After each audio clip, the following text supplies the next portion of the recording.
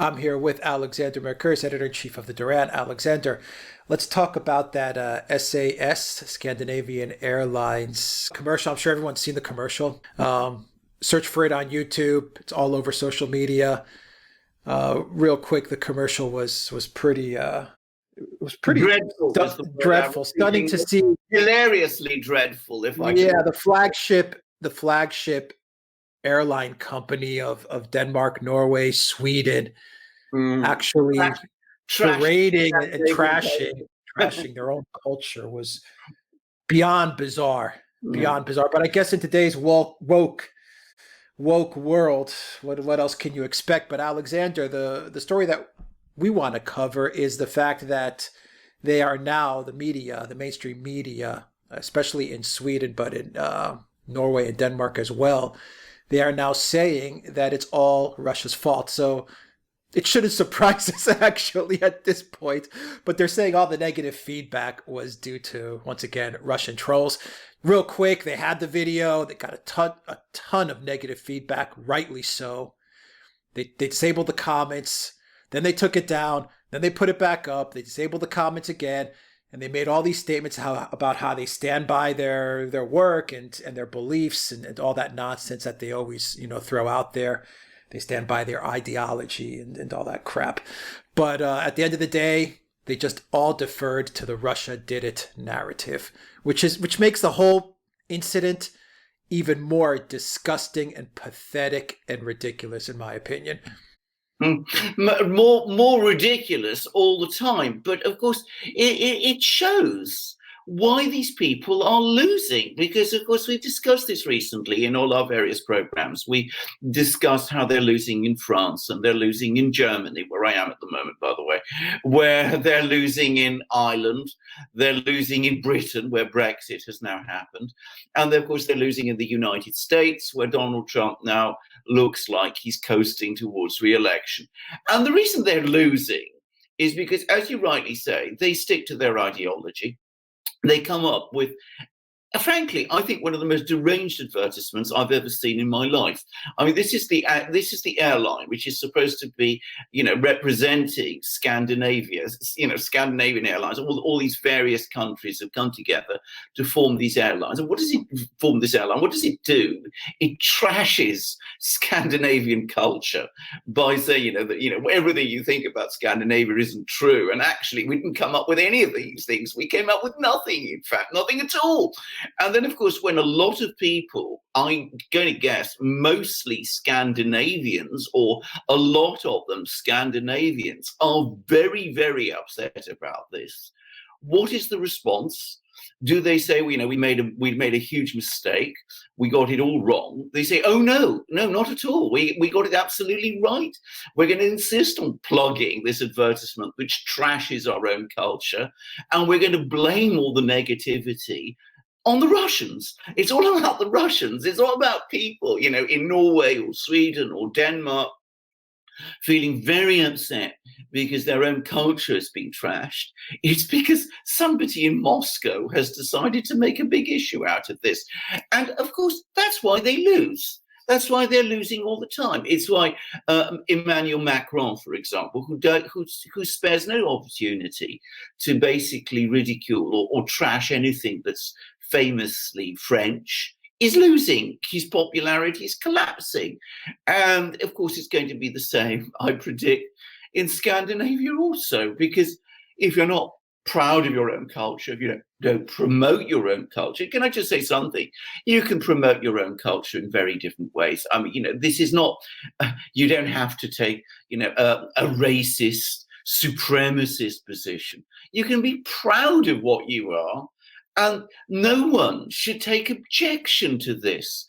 But if you are ashamed of what you are, and you sort of pour scorn on what you are, and then when people come back and tell you, what you're doing is wrong and is self-hating, and you blame it on the Russians, you lose even further. And I think I'm right in saying, Alex, that you've been, especially yourself, you've been receiving all kinds of comments from people in Sweden in particular about the Swedish situation, about how the political situation in Sweden is going incredibly badly wrong for these, if I call them that, woke governments that seem to be in power in Sweden, the establishment there.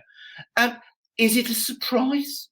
Is it a surprise, when you trash your own culture, when you don't take steps to maintain order in your own country so that people feel safe in it? There are bombs exploding, there are all these kind of things. And what you do is you don't blame yourself. You don't, change your ideology. You blame it all on the Russians. I mean, it's ridiculous, but it's also extremely revealing. And it says so much about the world we live in the West now. I should stress the West, because you're not going to get any nonsense like this anywhere else. Yeah, big thanks to Marcus, SW Exit, and a lot of other people that have been sending me pretty frequent updates as to what's happening in many of the Scandinavian countries, especially Sweden, where I think it is hitting a wall at this point. I mean, they're either going to change things around and get back on track, or they're going to lose their country. And I think that's where a lot of people are finding themselves at. At least that's the feel that I'm getting for Sweden. But I find it really funny, Alexander, that when this woke ideology, the neoliberals, the elitists, the woke left, when they want to use a country like Sweden, for example, as the model as to how, their country should be. So like, the people in the UK or the US, they say, oh, we have to look at Sweden. That's the model we want to incorporate. Then Sweden is good. Scandinavia is good. The Scandinavian model is good. We want that model. But when it comes to your flagship airline like SAS, where I'm almost positive they are getting marching orders from Brussels and the EU, this was a deliberately done commercial. It's meant to knock people's esteem down. That's the goal of it, is to make people in Scandinavia feel bad about being Swedish or from Denmark or whatever. It's meant to do that. When you get that point, then they trash the culture. So sometimes it's the perfect model. Other times we've done nothing good. Well, exactly. I mean, you can't have it both ways. I entirely agree. I mean, people have got, anyway, this whole Scandinavian model to some extent completely wrong. But whatever it was, and I think there was a Scandinavian model. There was a definite, strong social democratic model that existed in the 50s and 60s and 70s, which had many merits, but it's certainly not what you have today. And of course, you're quite right about the fact that I don't know whether they got orders from Brussels, but of course, Brussels embodies all the things that we are talking about. It doesn't like borders, and this is all about borders. It doesn't like national identities. It doesn't like distinct cultures. It wants everything to be completely erased and made uniform and wiped out. And again, what does Brussels do when this is all criticized, or when this runs into resistance? Always the Russians are there behind it all. They're always the people who are pulling the strings and, pressing the levers and running trolling campaigns. What do they gain by blaming Russia? What do they gain? They externalize it, and they try to isolate the people who are involved in making these criticisms. I mean, instead of accepting that it's your own people who are upset about this, that that there are people in Britain who really care about British sovereignty, which is why they voted Brexit, or there are people in France who care about France and French culture, and that's why they're voting increasingly for Marine Le Pen and are demonstrating as the Gilets Jaunes do, and instead of worrying about people in Germany who are becoming very concerned about all kinds of problems that exist in Germany and the IFD, you blame it all on the great external enemy, who is, of course, not really an enemy, at least not in their own conception. The Russians don't conceive of themselves as an enemy of Europe, but they are always represented as the enemy of Europe, because that way you don't have to actually come back and look at what you are doing and the reason why it might be running into criticism. It's the same thing with the Democrats in the United States.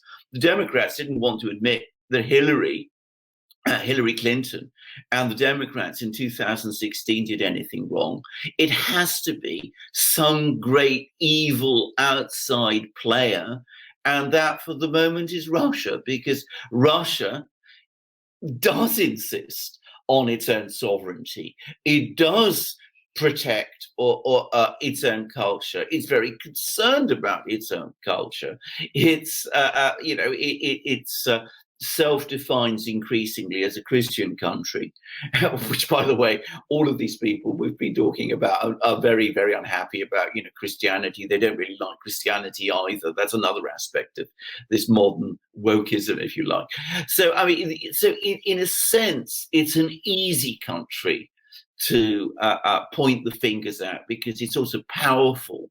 And that means that all these people in Sweden, in England, in France, in Italy with Salvini, in the United States who vote for Trump, they're all somehow being manipulated by the Russians, because the Russians are opposed to all the things that we stand for. And at the same time, it means that by pointing at the Russians, we don't have to look at ourselves, examine ourselves, ask ourselves, why are we losing touch with our own people? And why are our own people becoming increasingly angry with us? So that's what it does. It serves that function. But this business with this advertisement, this SAS commercial, has taken it to the point of the absurd. But it's a revealing episode. Yeah, because at the end of the day, they don't like their own people, these elite, whether they're the elite in Norway and Sweden and Denmark, or the elite in Brussels, they don't like their own people. Yeah. Say? They clearly don't. They clearly don't. They clearly don't. And they think conversely, Alexander, they think that the people are stupid because they throw that Russia card in there that Russia did, and they think people are going to actually buy it. They thought people in the US were stupid, and they were going to buy the Russia did it. People in the UK, they thought they were stupid. They tried it in Italy. They always try that Russia card over and over and over again, and they just tried it again. SAS tried it and think people are stupid and think people are going to buy it. So comment on that real quick to wrap up the video. And one more question, and you wrap it up, and we're done with this video and the ridiculous advertisement that SAS put up. My final comment is that, what does this tell you when a national carrier puts out a commercial like this? British Airways, how important is British Airways to the UK? How important is Aeroflot? I remember in Cyprus Airways was our flagship national carrier. It survived an invasion by Turkey, which took 36% of the island, and the carrier still operated. That was a source of pride for us. It took the EU and their bank robbery in 2013 on the island to shut down Cyprus Airways. It actually took the EU to shut down that airline. Not an invasion, not a war. They did it. And when we lost that carrier, Alexander, it's like a piece of the country got ripped away. Well, it really felt like that. A piece of the country got ripped away. You just referred to it. You've called it the national carrier. The EU doesn't like national carriers, doesn't like national anything. Being a nationalist anywhere in the EU is to be immediately called a bad person. It's also to be called pro-Russian. The two are always conflated. And if we're talking about, national airlines, the only national airline, by the way, including British Airways, which is not in good shape, the only national airline that seems to be going from strength to strength at the moment happens to be, at least in Europe, Aeroflot, which is the Russian national airline, is now considered apparently to be the best airline in Europe, which is extraordinary when you remember what it used to be like. And of course, it has the full support of the Russian government and of the Russian state, because they see it in the way that national airlines used to be seen, as the symbol and the ambassador of the country. So, if people wanted to travel and they traveled Aeroflot, that gives them an idea of what Russia is like. And, used to just British Airways used to give people an idea of what Britain was like. It's your first contact with the country, the culture, everything. Yeah. Exactly, to be clear, it does give you a sense of a country. I mean, if you're flying on a good airline, and that airline is connected to a particular country, that does actually make you impressed by the country. If it's efficient, if everything is clean, if the seats are comfortable, if the food is good, you come away with a good impression. And of course, that's not, as I said, what SAS are up to, because on the contrary, they're telling you that nothing about Scandinavia is actually any good, because Scandinavia doesn't represent anything. That's what they're basically saying. I mean, it's so extraordinary. I would once never have thought it possible. I mean, it's beyond comprehension that such a thing could be. But there we are. That seems to be the world we live in now. I mean, I can remember talking about national airlines. I used to, the first time I used to travel, with national airlines was, believe it or not, in the 1960s. And I remember traveling Air France in those days and being, struck by how incredible, as a child, how, exceptional the service on Air France was. But those were the days of General de Gaulle, who was a nationalist. And he took seriously all about Air France. And he made sure that Air France had the, French jets, caravels, and that they, had exceptional food, and, they were an advertisement for France. All of these things are connected with each other. As I said, dislike of nationalism, the policies that go with it, the trashing of your airlines, and of course, the finger pointing at Russia. Yeah. It makes me not want to travel to any Scandinavian countries after seeing that commercial, to be Well, honest. where would you want to at this time? Yeah. Maybe if bad for business. If that's what they think of themselves, which of course they don't. I mean, a lot of Scandinavian people, let's be very clear about this, are very proud of their nations. And so they should be, because they've had an extraordinary history. They've had an amazing culture. But it's quite bizarre to see their own establishments and then a national airline trashing them in this way. I mean, I would, as I said, once upon a time, never have thought it possible. All right, Alexander Mercouris, editor-in-chief of the Duran. Thank you very much, guys. If you like this video, click the subscribe button down below. Click on that notifications bell, smash that like button. Look for us on iTunes and Soundcloud for an audio copy of this video. And please donate to us on PayPal, Patreon, and Subscribe Star. And go to the Duran shop, pick up some merchandise. Alexander, you're wearing an awesome polo. We will never trash our merchandise because it's awesome. No, I certainly don't. I said I was in Berlin, which is, of course, a very smart city. It's got nice, quite a scene here. So, of course, I'm putting on my best clothes. And this is why I'm wearing my amazing Duran polo shirt, which I would remind everybody is 100% cotton, incredibly comfortable, exceptionally smart, absolutely the sort of place you could wear to the most stylish and elegant restaurants. And by the way, Berlin has many. Berlin has many Michelin-starred restaurants. It's not usually thought of as a place for that sort of thing, but it is, and it's got an extraordinary and very glamorous social scene. So there you go. I'm wearing a very handsome and very impressive Duran polo shirt. It's not the only types of shirts that the Duran has on our shop. We've got t-shirts, we've got long sleeve t-shirts, short sleeve t-shirts, v-neck shirts, but they are all 100% cotton. They're all incredibly well made. They are extremely comfortable to wear. They will because they're so well made, they're hard wearing, they iron well, and they are a joy to have and to wear.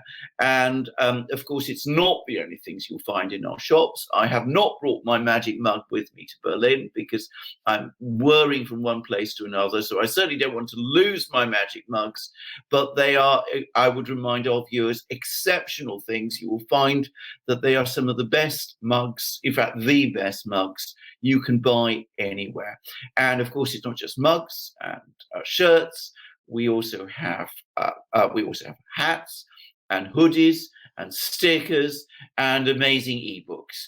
And if you buy things from our shop, you are also supporting the Duran. We are always running into pressure and problems from all sides because not everybody, frankly, is happy about the kind of news analysis and commentary that we provide you.